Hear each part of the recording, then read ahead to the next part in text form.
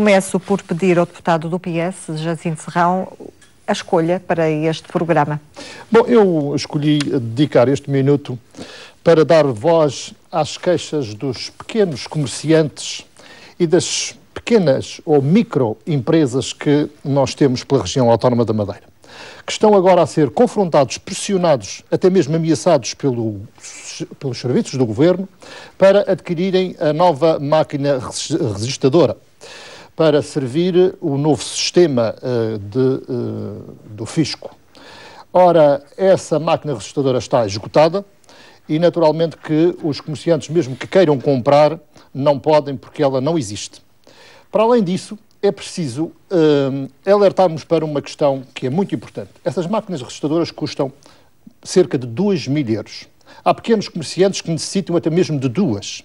Estes pequenos comerciantes não têm como fazer face a estes custos que são praticamente incomportáveis para muitos desses comerciantes. Ora, se estas máquinas vêm para servir o novo sistema fiscal do Ministério das Finanças e do sistema fiscal a nível regional, então deveria ser, pelo menos para estes pequenos comerciantes, comparticipado pelo próprio Estado.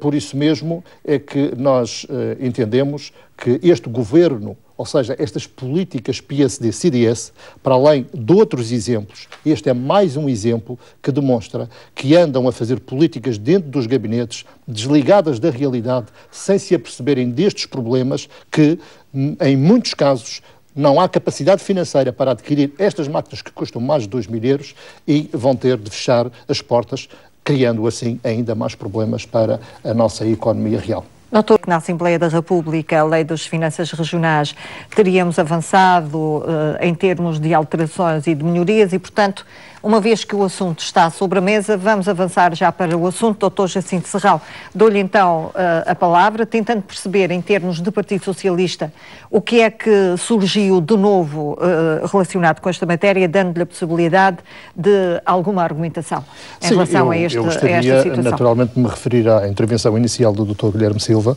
que expressou com a sua linguagem também, que eu não vou comentar os termos que o Dr. Guilherme Silva utilizou ou que os termos que o Dr. Carlos Pereira utiliza no âmbito das suas intervenções políticas. O que nós temos conversado e a troca de correspondência que aconteceu, por mim, pode ser dada como pública, portanto foi uma troca de correspondência interna, mas, tendo em conta que o Dr. Guilherme Silva falou, posso naturalmente tornar, pelo menos a minha, pública.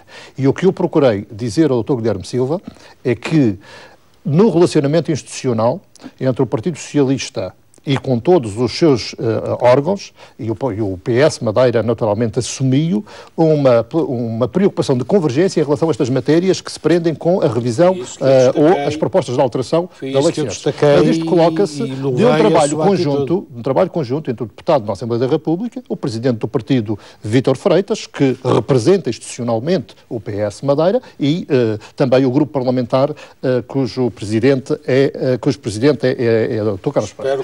Ora, essas questões foram acho que estão claras aos olhos da opinião pública, até porque foi o próprio Dr. Carlos Pereira, o líder do grupo parlamentar, que veio a público também fazer um repto para que todos os partidos, com assento parlamentar da Assembleia da República ou não, converjam no sentido de criarmos um lobby a nível da Assembleia da República, de maneira a conseguirmos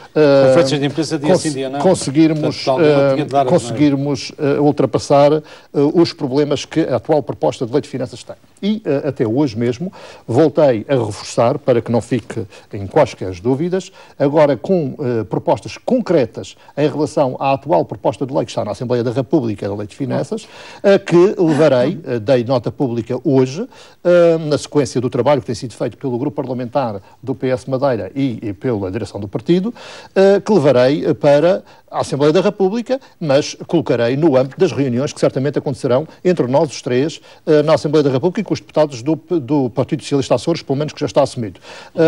São propostas concretas, 15 propostas de alteração à lei de finanças regionais, como já está demonstrado, é de facto a pior lei de sempre, confrontando todos os textos que nós temos na frente, a proposta, e precisamos de resolver, ultrapassar rapidamente estes graves problemas, sob pena de colocar a Madeira numa situação, num beco sem saída, quer do ponto de vista económico, quer do ponto de vista financeiro, e pior do que isso, do ponto de vista social, com a atual calamidade que nós estamos a sentir socialmente na região autónoma.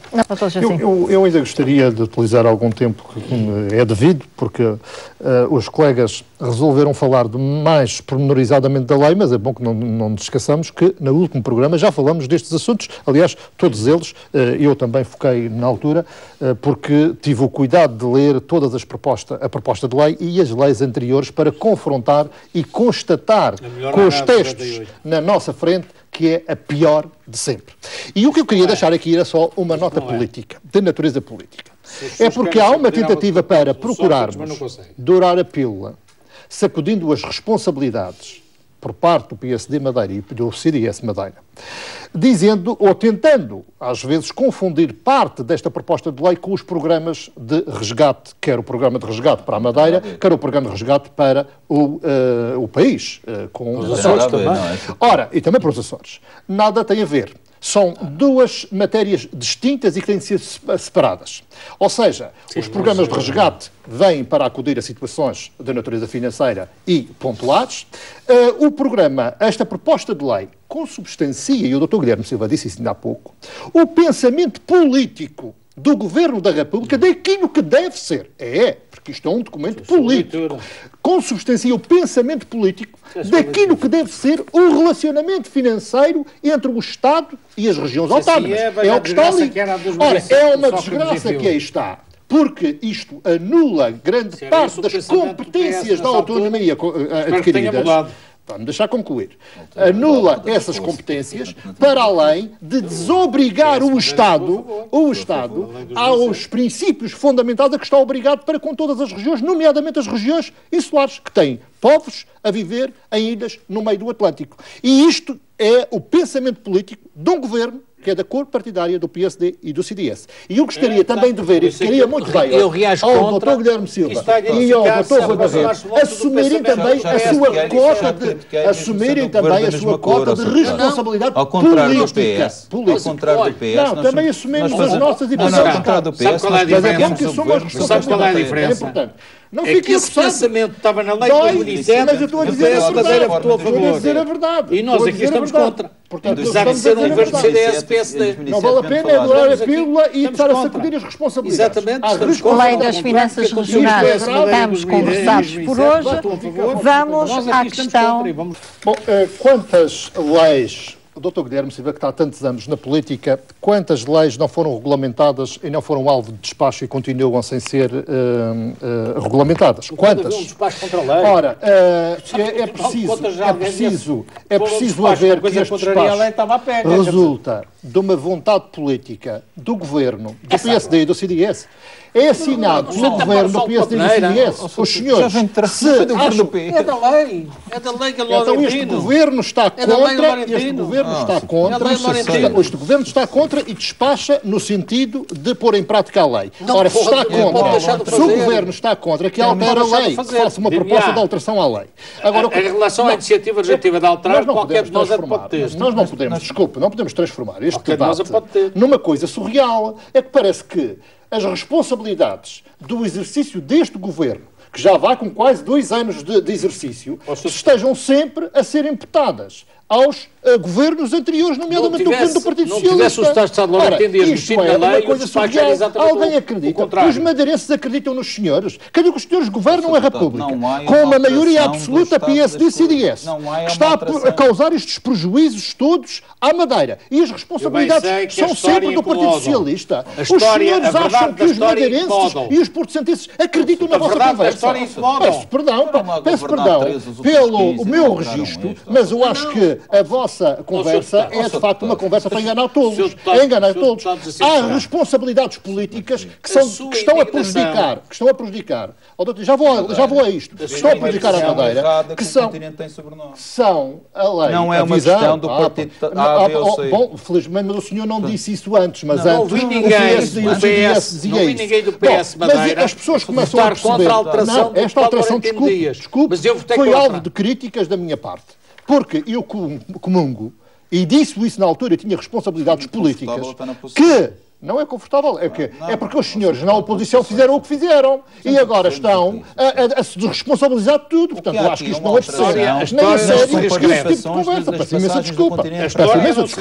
Mas vamos às questões concretas. A questão da inconstitucionalidade, doutor Jacinto Serrão. Em relação à questão da inconstitucionalidade que é suscitada, eu próprio, com responsabilidades políticas, também alertei para o problema que estava a ser criado no âmbito dessa reformulação da legislação da Lei de Bases do Desporto. Alertei para isso.